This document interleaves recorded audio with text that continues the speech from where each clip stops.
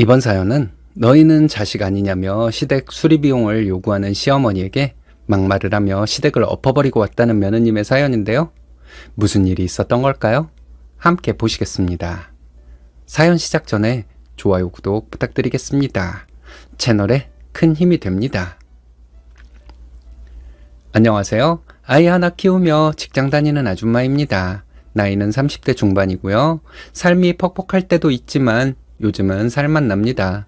시댁과 연 끊었거든요. 그동안 묵혀놓았던 감정 모두 풀어버린 것 같습니다. 어른을 존중해야 한다는 교육을 받고 자랐기 때문에 그렇게 긴 세월을 말 한마디 못하고 속만 끓이며 살았던 것 같아요.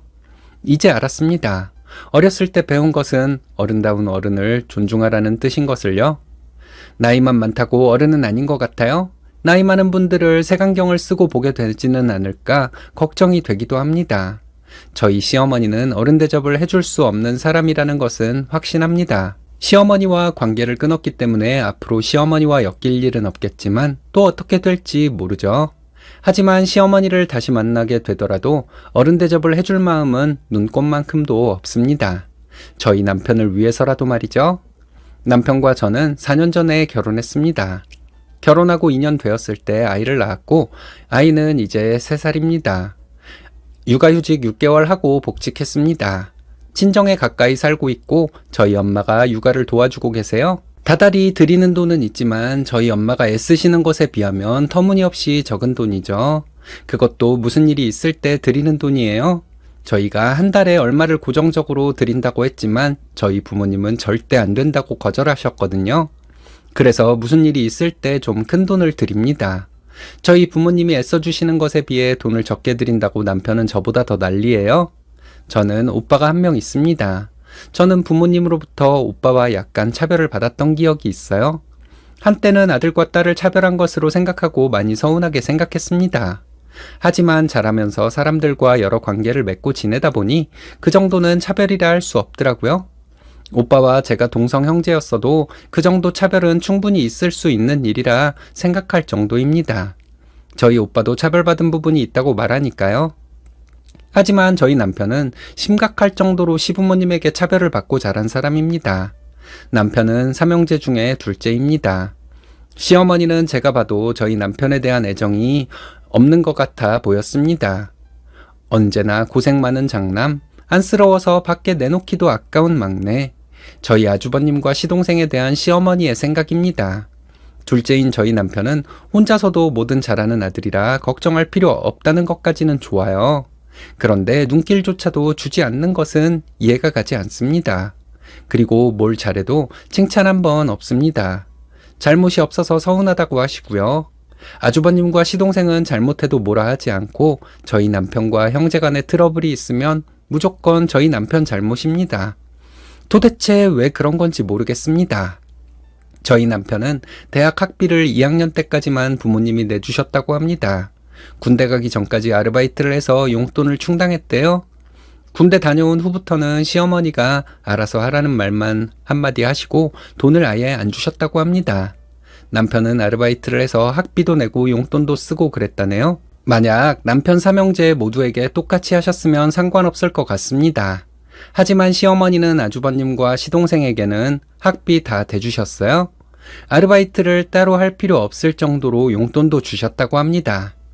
아주버님과 시동생이 대학 다닐 때 아르바이트를 하긴 했는데 그건 돈 모아서 여행 다녀오려고 했던 아르바이트였대요. 그걸 저희 남편 앞에서 자랑스럽게 말하는 사람들이 친형제 맞을까요? 형제를 떠나서 정상인인가 의심이 갑니다. 남편이 대학 때만 이런 차별을 받은 것은 아니었습니다. 중고등학교 때도 눈치를 많이 보고 살았대요. 스스로 돈을 벌어 학비를 대는 것이 힘들어서 남편은 대학을 2번이나 휴학했고 졸업하고 취업이 된 후 남편은 독립을 하게 되었다고 합니다. 남편은 자취방에서 혼자 멍하게 있는 경우가 많았지만 집에서 사는 것보다 훨씬 좋았다고 하네요. 남편이 대학 마지막 학기 때 아주버님은 결혼했다고 합니다. 취업한 지 몇 달 되지도 않았을 때 결혼을 한 거죠. 시부모님은 아주버님에게 아파트 전세 자금을 해주셨대요. 꽤나 비싼 아파트에 살고 있습니다. 형님은 혼수를 해올 형편이 안 돼서 살림살이도 시댁에서 해주신 것으로 밝혀졌어요. 시어머니는 형님이 혼수 잘해오고 예단도 잘해왔다고 하셨지만 다 거짓말이었습니다. 시어머니는 형님을 그런 식으로 감싸면서 애지중지하셨어요. 저희 결혼할 때 남편은 부모님으로부터 한 푼도 지원받지 못했습니다. 그럴 줄 알았다는 듯한 남편의 반응에 저도 할 말은 없었어요. 장남인 아주버님 결혼할 때 큰 돈을 썼기 때문에 우리 결혼할 때 지원을 못 해주시나 했는데 그게 아니더라고요. 시동생이 결혼할 때는 아주버님만큼은 아니어도 적지 않게 지원해 주신 것으로 알고 있습니다. 우리 몰래 해주신 것도 아니에요. 저희 결혼할 때 시부모님이 한 푼도 지원해 줄 수 없다고 했다는 말을 전하며 저에게 미안해했습니다. 남편과 제가 30대 초반이었는데 모아놓은 돈이 있으면 얼마나 있었을까요? 그래도 저는 상관없었습니다. 남편과 둘이 벌면서 알뜰하게 살면 된다고 생각했죠. 근데 결혼하고 계속 차별을 겪으니 마음이 안 좋더라고요.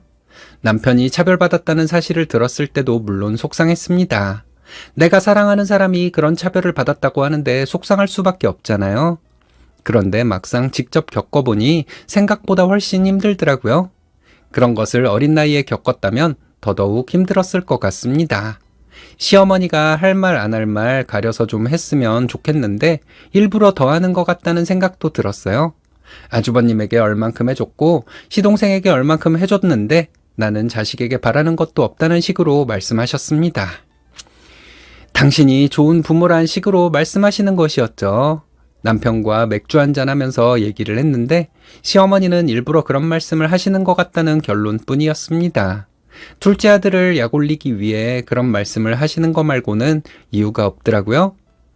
둘째는 관심밖에 아들이었는데 뭐가 그렇게 미운 것일까요? 도대체 왜 그렇게 다른 자식들에게 해준 것들을 말하며 둘째를 속상하게 만들어야 속이 시원했을까요? 아주버님과 시동생은 지방에 있는 대학을 나와서 그럭저럭 취직해서 살고 있습니다. 남편 혼자 공부를 잘해서 명문대를 나와서 좋은 회사에 취직해서 살고 있는 아들이에요. 부모 속상하게 한 적 한 번 없는 착실한 아들이고 결혼할 때도 부모에게 손 벌리지 않은 아들입니다. 직장 생활하면서 저희 남편은 시부모님에게 가끔 용돈도 드렸다고 합니다. 아주버님과 시동생은 결혼 전까지 시부모님에게 용돈은커녕 손을 벌리던 자식들이었고요. 이런 상황에서 둘째 아들인 저희 남편이 뭐가 그렇게 미워서 시어머니는 며느리인 저까지 그렇게 미워했을까요? 남편은 친정에 가는 것을 참 좋아합니다. 저희 엄마가 육아를 도와주기 때문에 집에서도 자주 뵙지만 주말이면 처가에 가자고 합니다. 저희 아빠와 소주 한잔하는 것이 좋은 것 같습니다. 도란도란 얘기도 하고 그러는 게 좋은가 봅니다. 친정에서 가끔 자고 올 때도 있는데 아무래도 저희 부모님은 불편하시겠죠? 하지만 전혀 티를 내지 않습니다. 사위가 어떻게 자랐는지 전부 알고 계세요? 그래서 잘해주시려고 합니다. 이런 것 때문에도 가끔 화가 날 때가 있어요. 시어머니의 부당한 대우 때문인 걸 왜 우리 부모님이 불편함을 감수해야 하는 건지 말이죠. 이런 불만을 저희 엄마에게 한번 얘기한 적이 있는데 사위도 가족이니 그런 소리 말라고만 하시더라고요. 참 부끄러운 아내였나 보네요. 남편을 생각해주는 마음이 저희 엄마한테 못 미쳤으니까요. 가족이라면 제가 아내이니 제가 더 가까운 가족인데 말이죠. 시어머니한테 너무 화가 나지만 제 마음을 표현할 방법이 없었습니다. 시어머니가 저희 남편을 대놓고 미워한 것은 아니었으니까요. 지금 생각해보면 대놓고 미워한 것보다 아들에게 더 못된 짓을 한 시어머니라고 생각합니다. 하지만 시어머니는 저희 남편에게 무심하고 아주버님과 시동생에게는 아낌없이 주는 것이었기 때문에 항의하기도 애매했죠. 시어머니는 며느리도 차별을 했습니다. 대놓고 말한 적은 없지만 시댁에서 설거지를 한다던가 식사나 다과상을 차릴 때 제가 일을 하는 상황을 만드셨죠. 함께 일하고 있던 형님이나 동서를 뭔가 중요한 얘기를 할 것처럼 불러냅니다. 나중에 보면 이유 없이 불러낸 것이었죠. 그 의도를 제가 모를까요? 형님과 동서는 정말 몰랐을까요? 몰랐을 수도 있겠네요. 하지만 시어머니에게 불려나가서 그대로 눌러앉아버린 것은 어떻게 이해해야 할까요? 저희 아이 태어났을 때 시어머니는 10만 원 계좌이체 주셨습니다.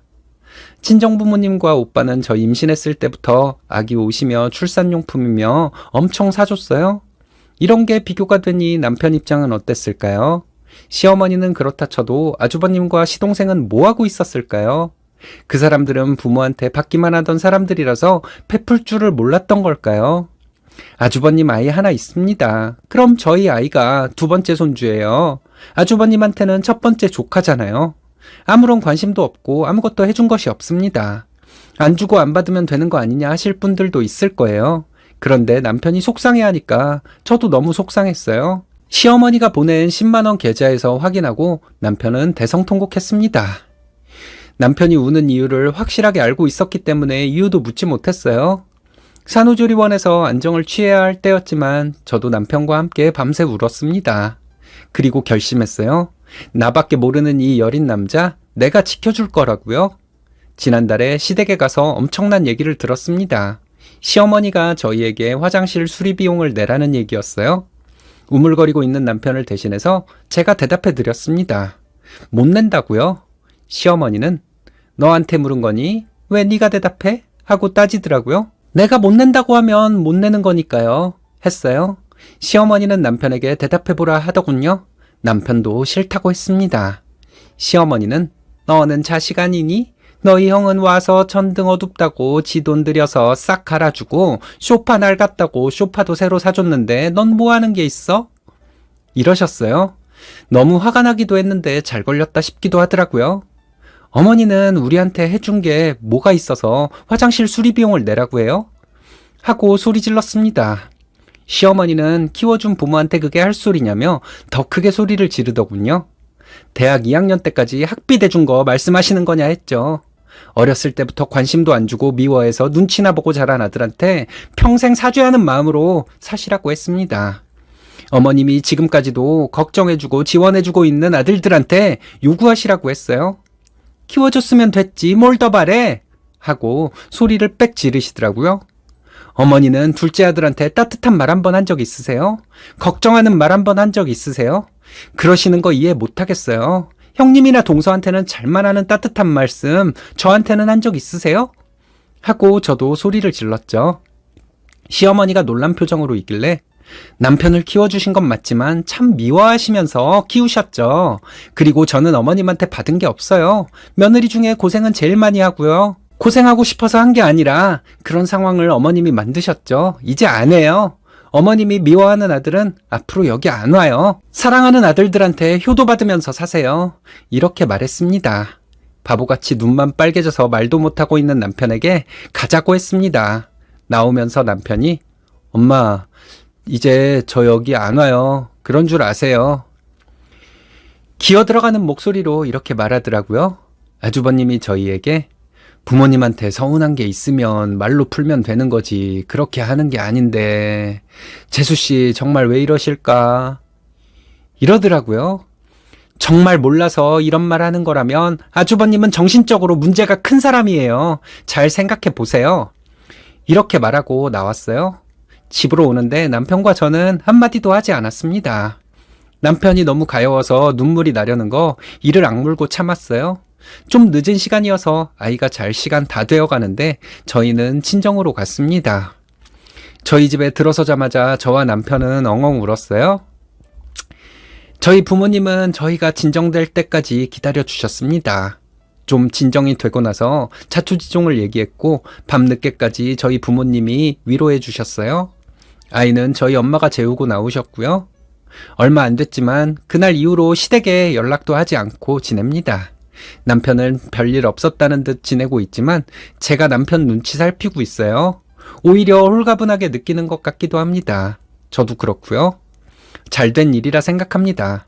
좀 더 일찍 결단을 내렸으면 좋았을 걸 하면서 후회하고 있어요. 결단 잘 내리셨습니다. 이유 없이 자식 미워하는 사람이 있어요. 나름의 이유가 있는데 알고 보면 다 말도 안 되는 이유입니다. 그 이유 알 필요도 없어요. 남편이 가엾네요. 가여운 남편을 가족이 되어 감싸주시는 쓰니님과 쓰니님 부모님이 참 따뜻한 분들 같습니다. 마음씨 고운 분들에게는 항상 좋은 일만 생기죠. 이제 편안하게 지내셨으면 좋겠네요.